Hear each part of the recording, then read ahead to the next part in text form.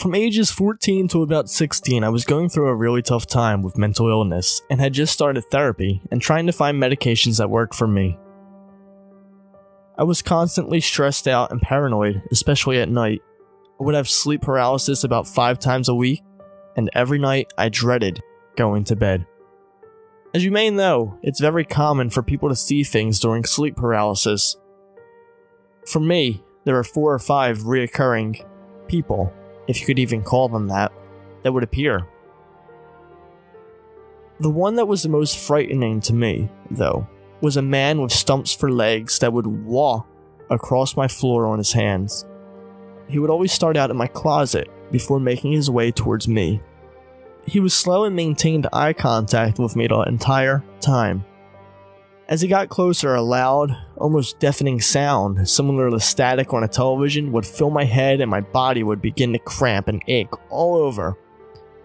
It was excruciating. The pain would become overwhelming as he approached my bed. But I couldn't shout or call out for help or sit up to try to massage it out. All I could do was lay there until it was over.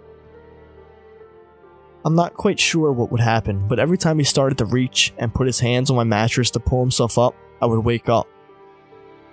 I don't remember ever closing my eyes or trying to snap out of it. It was the most bizarre thing.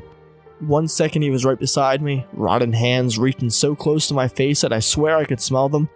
The next, I was sitting bolt upright in bed, gasping for breath and crying for my mom, my entire body sore and ears ringing. I had decided not to tell her the specifics of what I saw. I'm not quite sure why, I just didn't want to talk about him in my house. I felt like he would know, and that it would give him power or something like that. But as I said, I was struggling with my mental health at the time. My therapist told me sleep paralysis wasn't uncommon in people with anxiety disorders, and the man and the other figures I saw were manifestations of my negative thoughts and paranoia. I got my medication under control and began to work things out. I was slowly getting better. Eventually the sleep paralysis stopped, though I still get frequent nightmares.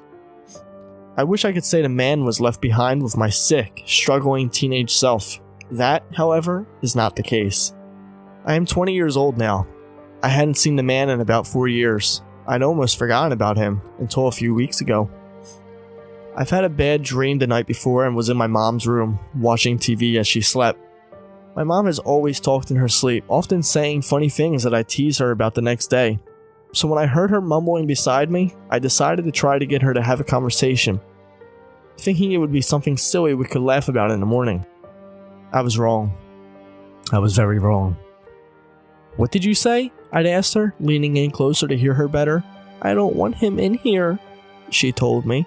"Who?" She rolled over and said something that made my stomach lurch. "The man in my closet.